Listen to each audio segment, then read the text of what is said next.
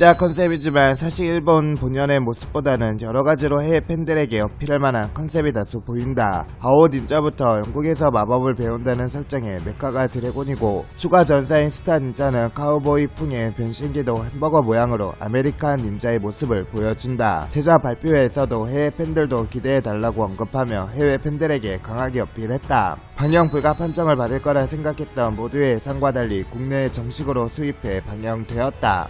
다이노포스, 트레인포스와 마찬가지로 한국식으로 현지화했지만 닌자를 소재로 한 전형적인 일본풍 전대의 한국식 현지화를 하다보니 현지화와 화면이 따로따로 노는 사태가 벌어졌다. 이에 대해 본작을 무국적화로 하고 팀콘 프리큐어를 한국식으로 현지화하는 게 낫지 않았을까 하는 의견도 있었다. 이 작품이 처음 발표되었을 때 다음 작품의 한국 정식 방영을 기대하던 이들은 그야말로 충격과 공포 분위기였다. 그 이유는 닌닌자가 외색이 엄청나게 강한 작품이기 때문이다. 오프닝부터 대놓고 일본을 강조하며 일본식 장식들이 덕지덕지 붙은 그야말로 국내에서 방영하기가 힘든 총체적 난국의 작품이라는 평이 많았다. 국내에서의 파워레인저 시리즈 서수는 파워레인저 엔진포스, 파워레인저 정글포스 순서인데 원래대로라면 사무라이 전대 신켄저가 방영되었어야 했다. 허나 사무라이 전대 신켄저는 테마부터 사무라이라는 일본식 주제를 사용하는 바람에 외색이 강하다고 판단되어 방영이 불발되었고, 그 대신 대따로 투입된 것이 9년 전 작품인 백수전대 가오레인저가 파워레인저 정글포스로 방영되었다. 닌닌저는 사무라이 전대 신견저보다 외색이 훨씬 심하다는 건 비주얼적이나 테마적으로도 확실시되었고, 이번엔 미래전대 타임레인저가 방영되는 것 아니냐는 우습게 소리까지 나왔었다. 이 작품이 국내에 방영될 수 있었던 이유를 뜯어보자면 시대의 변화에 따른 오픈 마인드와 일본식과 미국식 닌자의 주객 전도가 영향이 되었을 수 있다. 닌자라는 개념 자체가 이미 서양권에서도 널리 퍼진 문화가 된 지 오래인데다 이젠 닌자라고 하면 전형적인 일본 닌자보단 아메리칸 닌자를 먼저 떠올리는 사람들이 더 많아진 게 사실이다. 이가사키 타카하루의 배우 니시카와 슌스케는 어린 시절부터 슈퍼전대 시리즈를 시청해왔었고 이번에 전대의 레드가 되어서 무척 기뻐했다. 배우 본인과 맡은 캐릭터가 닮았다는데 타카하루가 배우 본인보다 에너지가 더 넘치는 타입이며 약간 산만하다는 점이 서로 비슷하다. 타카하루는 라스트 닌자이자 할아버지인 이가사키 요시타카를 많이 닮았고 할아버지에게 깊은 존경심을 가지고 있으며 둘 다 자신의 할아버지에게 영향을 받았다고 한다. 26개 준온 슈퍼보이 준 그랑프리 출신이며 야구와 농구 등등 운동이 특기인데 닌닌저에서 야구 관련 에피소드를 찍고 싶은 게 소원이었다고 한다. 그리고 작중과 달리 실제로는 대학생이며 를 전공한다는 듯. 놀랍게도 담당 성우인 김혜성 또한 레드 레인저 배역을 맡는 게 소원이었다고 한다. 이가사키 타카하루는 가장 논란이 된 건 타카하루의 주된 말버릇이자 유행어 불타오른다가 있다. 애초에 니시카와 슌스케의 허스키한 목소리와 짧은 호흡은 높은 톤으로는 우렁차고 길게 뽑아야 효과적인 열혈 대사와 어울리지 않았던 것. 결과적으로 쩍쩍 갈라지는 생목에 중간쯤 되는 톤으로 어색하게 내지르다 보니 박력은커녕 국어책 낭독이라기에도 민망한 우스꽝스러운 수준에 머물렀다. 더군다나 가끔도 아니고 거짓 매회 나오는 대사다 보니 말로는 불타오른다고 하나 열혈은커녕 뜬금없고 답답하다는 느낌만 들어 시청자 입장에서 몰입에 방해가 되는 요소였다. 초반에만 이랬다면 신인이라 아직 연기가 어설픈가 보다 하고 넘길 수도 있었다. 실제로 특촬물 주역에는 연기 경력이 부족한 신인을 주로 캐스팅하기에 필연적으로 발연기가 부각되는 경우가 많다. 그러나 배우의 연기력이 성장하면서 캐릭터 소화력이 발전하는 와중에도 모에테키타만큼은 닌닌저가 끝날 때까지 어울리지 않았다. 결론적으로 모에테키타만큼은 닌닌저가 끝날 때까지 어울리지 않았다. 결론적으로 모에테키타는 배우 니시카와 슌스케와 어울리는 대사가 아니었다. 카토 클라우드 야쿠모의 배우 마츠모토 가쿠도 해외에서도 지냈었으며 영국에서 축구를 연습하느라 3주가량 머무른 적이 있었고 영국에 머무른 경험으로 배우 본인과 야쿠모가 이어진다는 게 신기하다고 했다. 5년째 최연장자로 처음에 먼저 모두에게 말을 걸려고 시도했으며 다들 굉장히 사교적이어서 안심했다고 한다. 어렸을 때 닌자전대 카코레인저를 비디오로 본 적이 있었으며 배우 본인의 형이 비디오를 가지고 있어서 기분이 미쳐 묘했다고. 카타나를 다루는 것과 왼손 손잡이라 오른손으로 다루는 것이 많이 어려운 부분이라고 한다. 카타 나를 다루는 법을 자신의 것으로 만들기 위해서 연습을 하고 있다고. 마츠오 나기는 마지 옐로 이후로 10년 만에 등장한 남성 옐로이며 나기가 조종하는 모든 개별 메카닉은 로봇 합체 시 몸통을 맞는다. 모모치 카스미는 배우의 경력이다 보니 다른 멤버들과 비교해서 안정된 연기를 보여준다. 그래서 얘가 진 주인공이었다며 닌자는 망하지 않았을 것이라는 평이 매우 많다.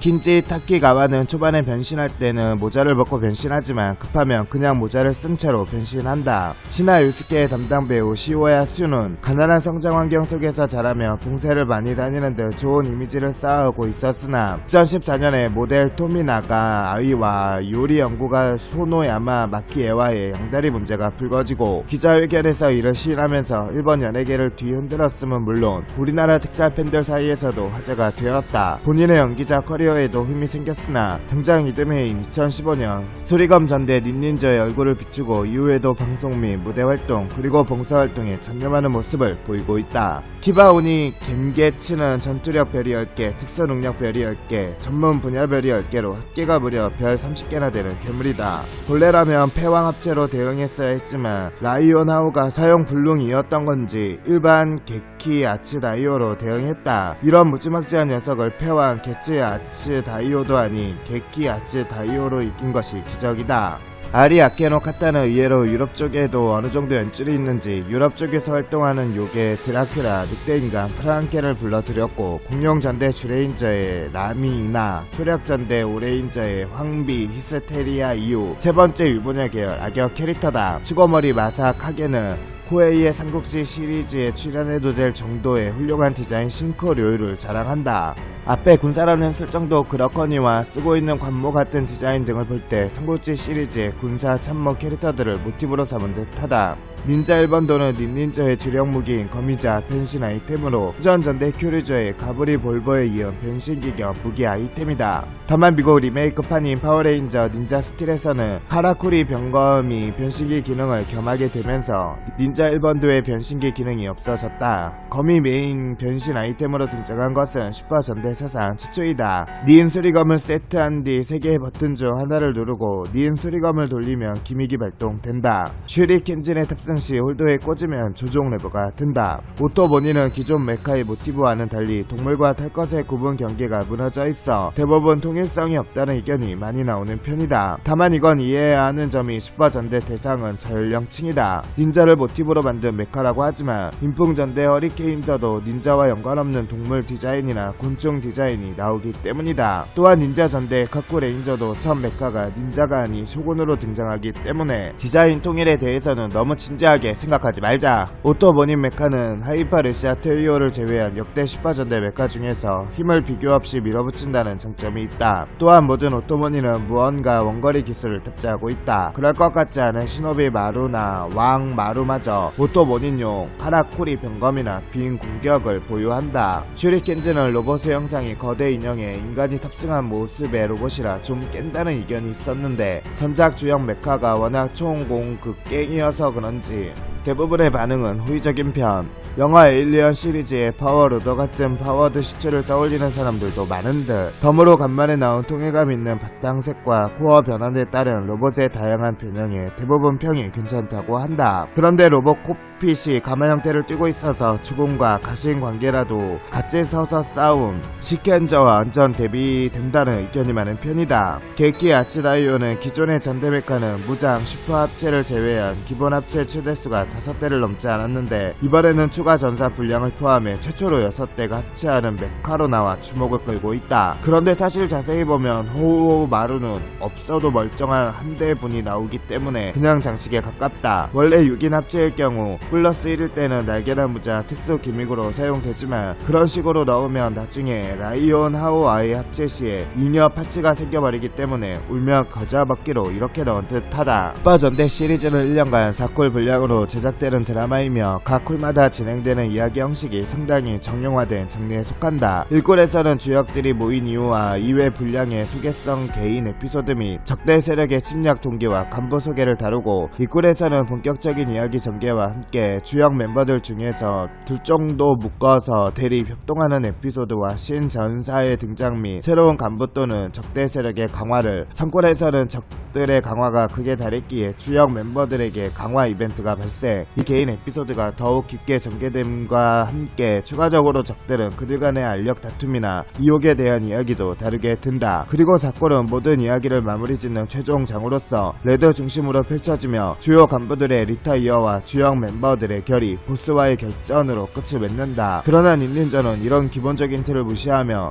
이가사키 타카하루의 난입으로 개인 에피소드를 망침으로써 다른 멤버들의 존재감을 깎아내렸다. 그리고 적대 세력에 대한 표현도 엉망으로 만들었는데 간부들 간의 드라마가 거의 없어 거진 있으나마나 캐릭터처럼 비춰질 정도로 못 만들었다. 거기에 자신들의 목적마저 본말 전도가 될 정도로 변절된 적도 있고, 이야기의 근간이자 최종 보스가 되는 히바 오니 겐게치의 취급은 그야말로 찬밥이나 다름없을 정도로 크게 다뤄지지 않았다. 신켄저, 고버스터즈, 토키저 등의 작품에서 매번 파격적인 전개의 각본을 집필했던 코바야시 야스코나 케키 레인저, 고세이저 등의 작품에서 지루한 전개로 비판받은 요고테 미츠코조차 각본을 구상할 때 최대한 장르의 특성에 맞게 집필한 것을 감안한다면 본작의 각본을 맡은 시모야마 켄토는 그야말로 능력이 의심이 될 정도로 최악을 보여줬다. 이 작품에서 슈퍼전대 시리즈 역사사 최초로 한국인 게스트가 등장했다. 주인공은 아이돌 그룹 크로스진의 리더인 시마노. 일본어 능력 시험을 수료해 일본어 실력도 출중하며 25화에서 실바라는 이름의 드라큘라로 등장했다. 다국적으로 활동하는 그룹 크로스진이 일본에서는 아뮤즈 소속으로 되어 있는데 아뮤즈에서 특촬 배우를 잘 뽑아내다 보니 이렇게 출연이 성사된 것. 배우 시노노도 특촬물을 워낙 좋아해서 무대나 뮤직비디오에 가면 라이더 데노나 가면 라이더 드라이브의 벨트를 차고 나온 적이 있다고 한다. 또한 캐스팅 비화로 PD 앞에서 염신 전대 고운저 오프닝 곡을 불렀다고 한다.